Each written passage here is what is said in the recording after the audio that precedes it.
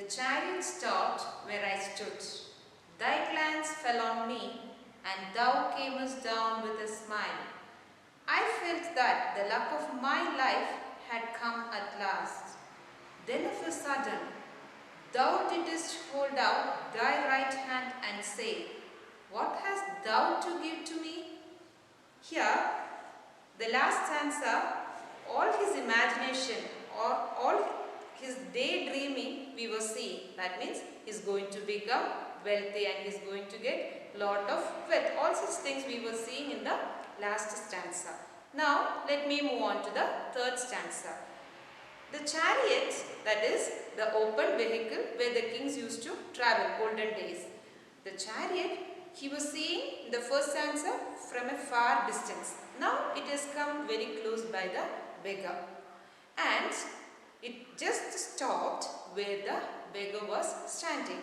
What stopped there? The chariot. Who was in the chariot? The king was inside the chariot. Where did the chariot stop? Nearby the beggar. Thy glance fell on me. All of a sudden, the king just started to look at the beggar. And thou camest down with a smile. Thou camest. Thou means you. Camest, came. So the king came down with a smile looking at the beggar. So now the beggar was very much happy. I felt that the luck of my life had come at last. Here the beggar is thinking the luck of his life was just in front of him. He was very lucky, or he's going to get some wealth from this king. So he was extremely happy now. Some luck is just in front of him. Then of a sudden, you didst hold out the right hand and say, you didst hold the right hand and say, then all of a sudden, thou means you. Who is that you referred here? The king.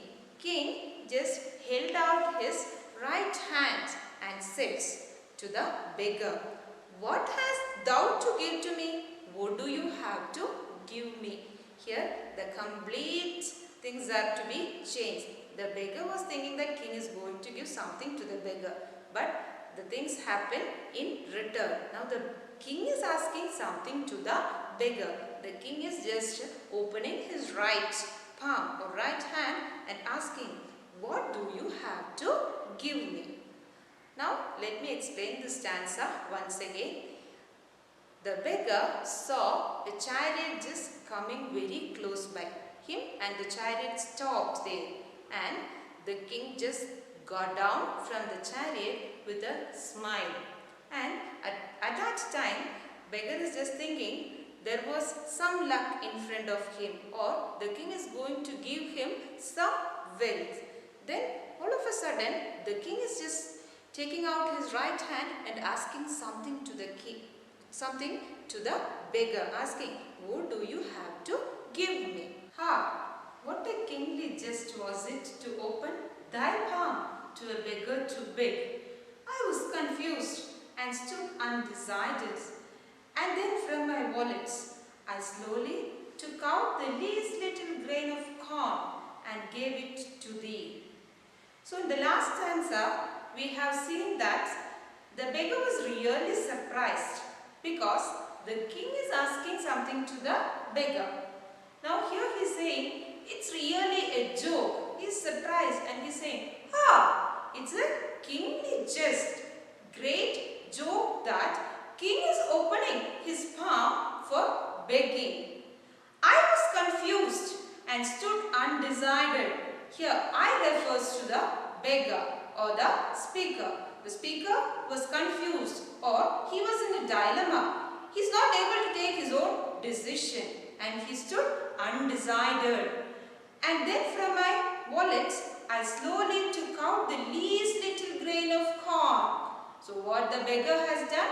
He slowly from his bag or pouch took out the least little grain, that is the smallest grain from the bag he took, and gave it to thee. Thee refers to you, and he gave the smallest grain to the king. So now to whom he has given the grain? To the king. But how great my surprise when at the day's end I emptied my bag on the floor to find the least little grain of gold among the poor heap.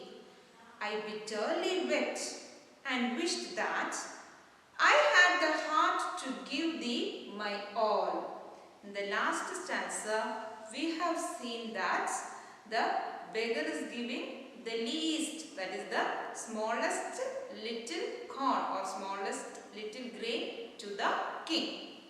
So now he finished begging. The whole day he was begging from morning till evening and he returned home. After returning home, what he is doing is he is emptying his bag or his pouch. He is just putting down all the things from the pouch.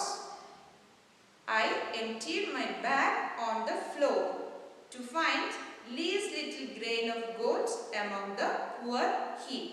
When he emptied the bag or pouch down, what he is finding is the least little grain in that pouch or in that bag has been changed to gold. The least little grain has been changed to gold. That means it is scattered. All the things which he has just put out, it has been scattered here and there. Heap here means an untidy collection of objects. An untidy collection of objects. It is not placed in a proper order. The things are just scattered here and there. Among that, he can see some gold is just glittering. What may be that gold? Okay. So, we can see now, I bitterly wept and wished that I had the heart to give thee my all. So, bitterly, feeling of sadness. Wept, cried sadly.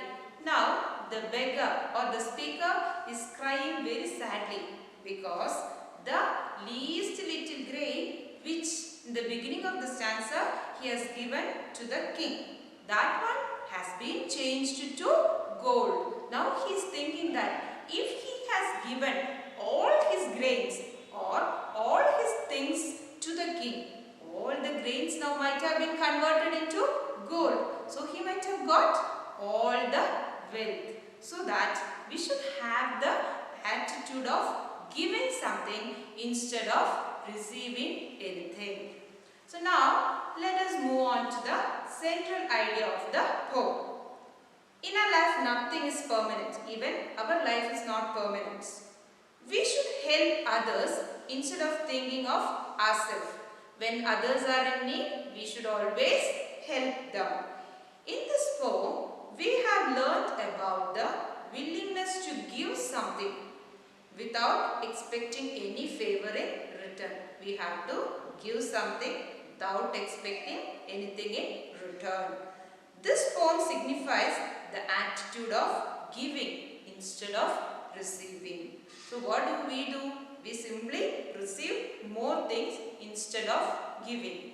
See children, now let's keep in mind that let us help each other.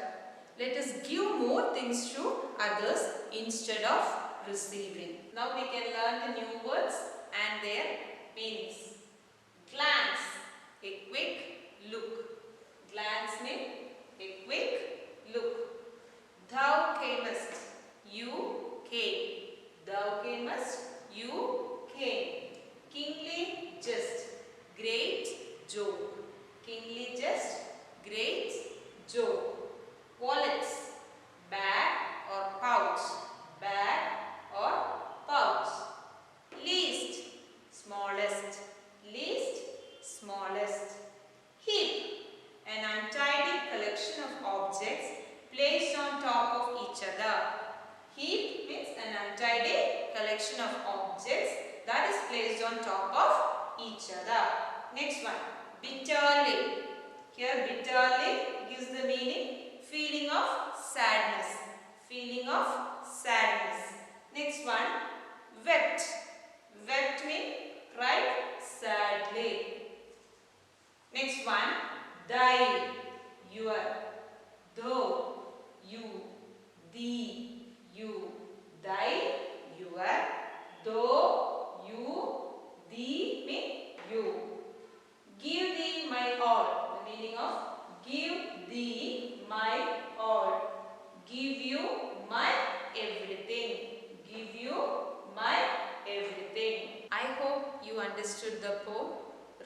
thoroughly and work out the exercises. Now let's look into the grammar part of this poem. The noun. What is the noun? All naming words are called noun. What is a noun? All naming words are called noun.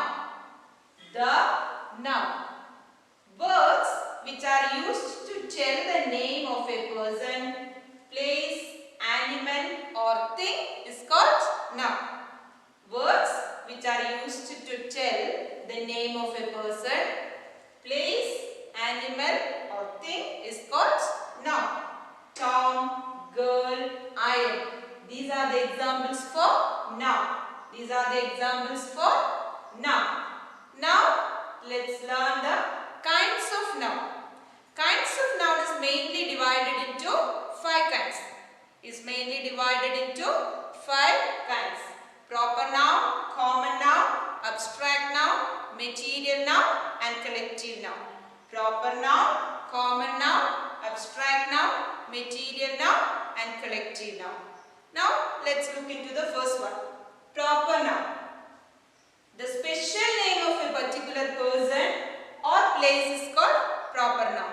The special name of a particular person or place is called proper noun. Example, Smita, Bombay. These are particularly pointing out places or names. So always proper noun begins with a capital letter. Now we can move to the second type of noun, common noun. It gives common name to a person, place, animal or thing.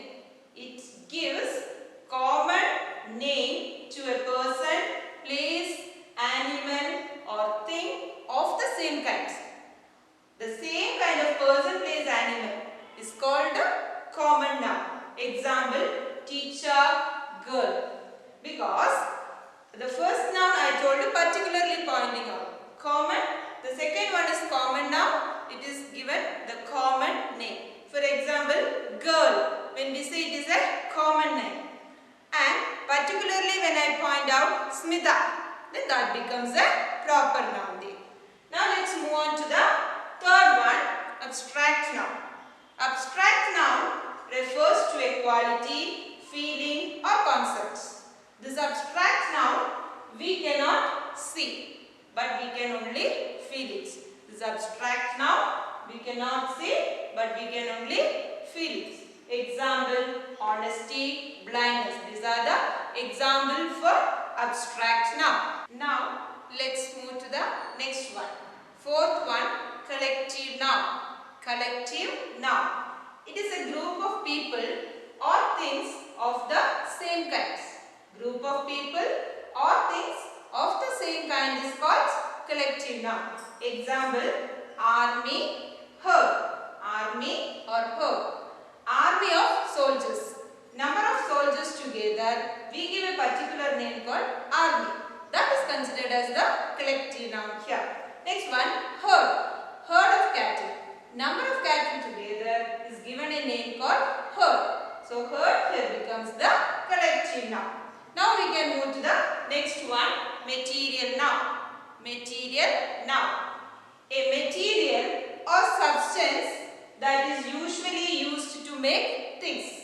Material or substance that is usually used to make things. It's called material noun. Example, wood, gold. Wood, gold. Wood. What is the example for material? We have wood at home. What do we do with that? We make table, chair, doors, windows, likewise. So here wood becomes the material noun. Next one, gold. Out of gold we can make many things according to our designs. For example, chain, bangles, etc. So these are the kinds of noun. Now we can learn gender. Nouns have 4 genders. Nouns have 4 genders. Feminine gender, masculine gender, common gender and neuter gender. Feminine gender, masculine gender, common gender and neuter gender. Now we can learn one by one. First one, feminine gender. It denotes a female person or animal. It denotes a female person or animal. Example, girl, queen are the examples for feminine gender. The second one, masculine gender. It denotes a male person or animal. It denotes a male person or animal. Example, boy, king are the examples of masculine gender. The third one, common gender. It denotes either a male or a female. It denotes either a male or a female. Example, students, teacher. Here the student can be a boy or a girl. Teacher can be a male or female. Next, fourth one, neuter gender. It denotes a thing without life. It denotes a thing without life. Example, table and bag. Table and bag. These are the kinds of gender.